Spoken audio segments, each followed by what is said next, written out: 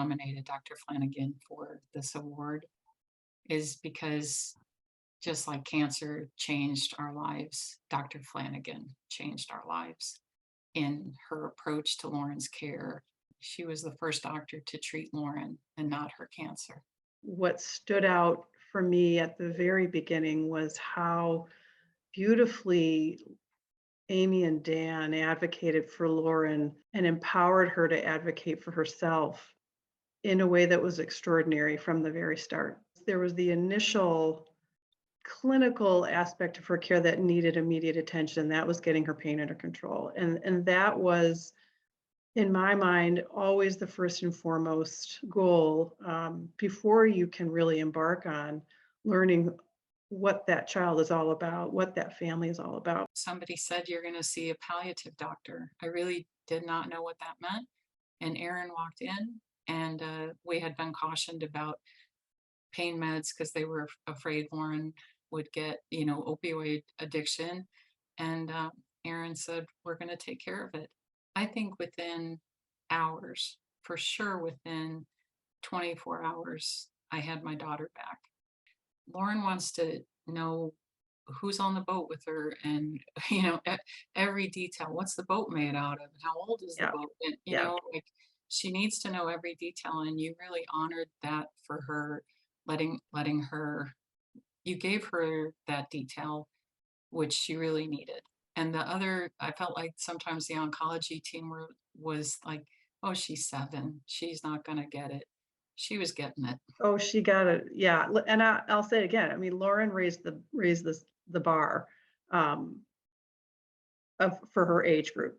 I came to treat Lauren like she was a adolescent um, because she was always thinking 3 steps ahead of us, and I had to always have that in mind when I was proposing something to her or explaining something to her.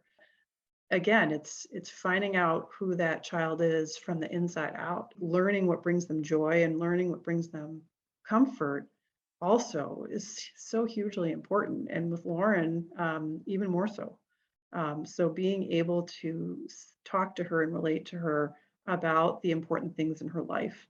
Um, I happen to share a love of hockey, and that just, you know, immediately I think endeared me to her.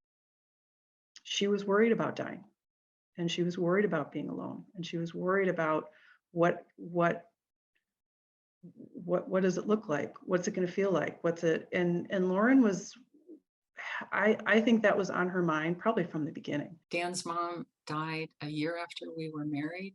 And so they started asking him about his mom and what does he think about her and where does he think she is? And we talked about that and we talked about heaven. And then Erin walked in. And I think it was one of those moments where, you know we had to say a lot of I don't know. Yeah. I don't know when, that's gonna happen. Um, but here's what I and we could follow up that conversation with, but here's what I do know. I do know that you will not be alone, that you will be in a place that you feel most comfortable, that it will not hurt. Um, and the rest, we will be with you the whole way and figure out as we go. And that she received that. I couldn't make it I couldn't make it okay. I couldn't say that, it wasn't going to happen, but to be able to reassure about the things you don't know and the things that you do know and what you'll do to minimize the uncertainty. That's all you can do. But it was liberating to have had that conversation. Like, okay, we can talk. Like it didn't break her. And it's okay to talk about those things. And then we could bring it up from time to time at a deeper level. Until we slayed that dragon, until we confronted that monster, um, she was going to be paralyzed by it. I remember when she relapsed. And so we had to try a new chemo. And it was just you, her, and I in the clinic. And she was like thinking really deeply. And you asked her what was wrong. And she said, I just, like, my body knows what to do with this chemo. I don't know that my body's going to know what to do with the next chemo. And so you told her, you said, your body's going to know what to do. You said, think about this like a line change in hockey.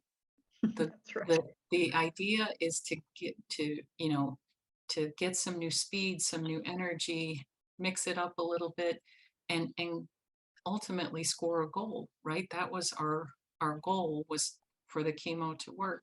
So don't worry that it's a different kind or brand of chemo. Don't worry about that. Your body will know what to do. It's a line change. And then she was like, oh, it's a line change. Okay.